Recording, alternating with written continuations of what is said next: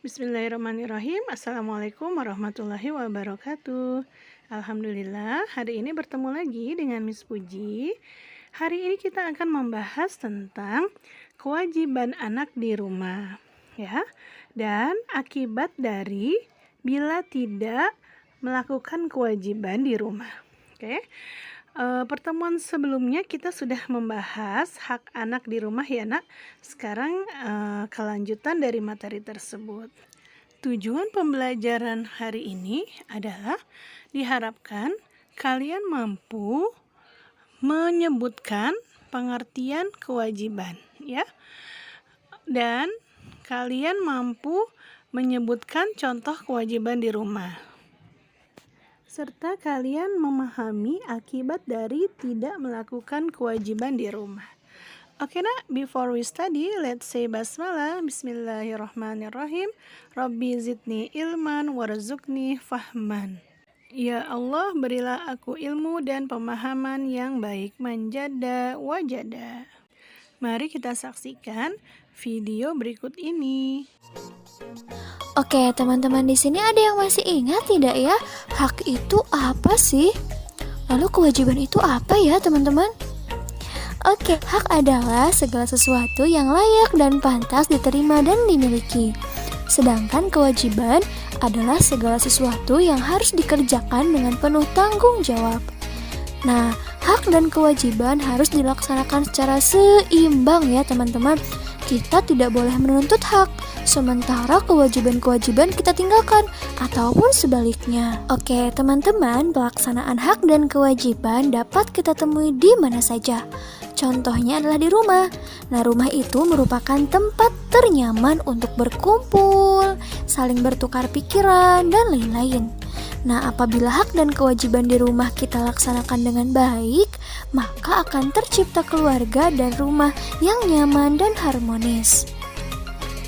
Ya teman-teman, selain hak ada juga kewajiban-kewajiban yang perlu kita laksanakan selama di rumah. Nah, yang pertama yaitu bersyukur karena telah disayangi oleh kedua orang tua. Kewajiban yang kedua yaitu kita wajib mematuhi perintah orang tua selama itu baik. Yang ketiga, membantu orang tua, kakak, adik jika mengalami kesulitan. Yang keempat, kita juga wajib belajar dengan sungguh-sungguh. Yang kelima, kita juga wajib menjaga kebersihan tempat tinggal. Yang keenam, menjaga orang tua, kakak, dan adik.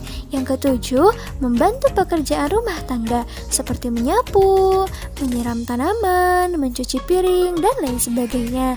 Yang kedelapan, yaitu kita wajib mendoakan kedua orang tua kita setiap hari.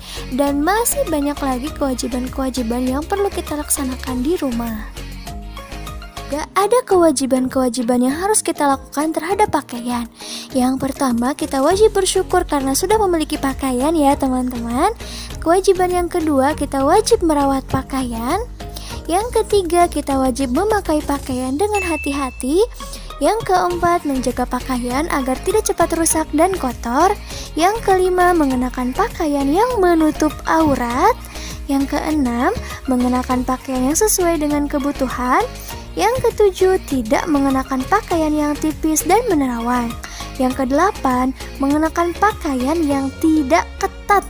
Dan yang kesembilan, mengenakan kerudung bagi perempuan muslim ya teman-teman.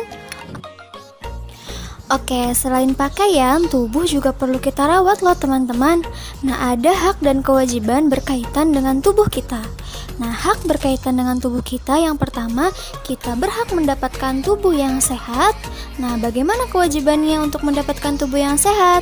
Yang pertama, kita harus makan makanan yang bergizi. Lalu makan teratur seperti sarapan, makan siang, makan malam setiap hari dengan teratur. Yang ketiga, istirahat yang cukup. Yang keempat, rajin berolahraga. Dan yang kelima, minum air putih secara teratur. Ada juga kewajiban kita terhadap makanan. Yang pertama yaitu bersyukur atas semua makanan yang ada. Yang kedua, berdoa sebelum dan sesudah makan dan minum. Yang ketiga, kita harus memilih makanan yang sehat dan bergizi. Yang keempat, mengambil makanan secukupnya dan tidak berlebihan. Yang kelima, menghabiskan makanan. Yang keenam, kita harus minum air putih secara teratur. Yang ketujuh, tidak jajan sembarangan ya teman-teman. Yang kedelapan, mencuci tangan dengan sabun sebelum dan sesudah makan. Yang kesembilan, sarapan sebelum memulai aktivitas. Yang kesepuluh, makan makanan yang sudah disediakan. Dan yang ke-11, tidak berebut makanan dengan adik atau kakak. Ada juga kewajiban-kewajiban yang harus kita laksanakan terhadap tempat tinggal. Yang pertama, kita harus bersyukur karena telah memiliki tempat tinggal yang layak. Yang kedua, kita wajib membantu orang tua untuk menata dan merapikan rumah. Yang ketiga, menjaga kebersihan tempat tinggal seperti menyapu, mengepelnya setiap hari. Nah, kewajiban yang keempat yaitu kita wajib menjaga fasilitas dan barang-barang yang ada di rumah. Yang kelima, kita juga wajib menjaga keamanan tempat tinggal dengan cara misalnya mengunci pintu saat malam hari atau bisa juga dengan memasang CCTV. Nah, tadi sudah kita saksikan ya nak video tentang kewajiban-kewajiban kalian di rumah. Jadi selain mendapatkan hak, kalian juga mempunyai kewajiban. Nah, apa akibatnya bila kewajiban tidak dilaksanakan? Bila kewajiban tidak dilaksanakan, tentu akan terjadi kekacauan di rumah.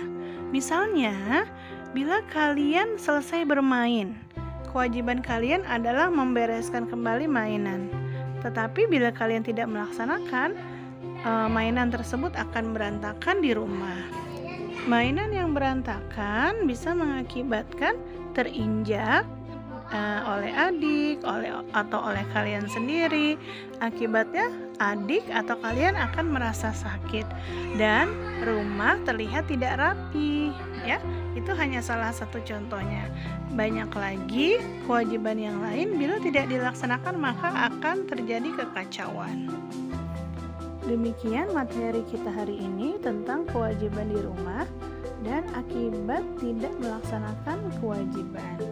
Oke, kita tutup semuanya. Sehamdalah, alhamdulillahirrabbilalamin. Doa penutup, subhanaka Allahumma wa bihamdika asyhadu alla ilaha illa anta astaghfiruka wa atubu ilaik.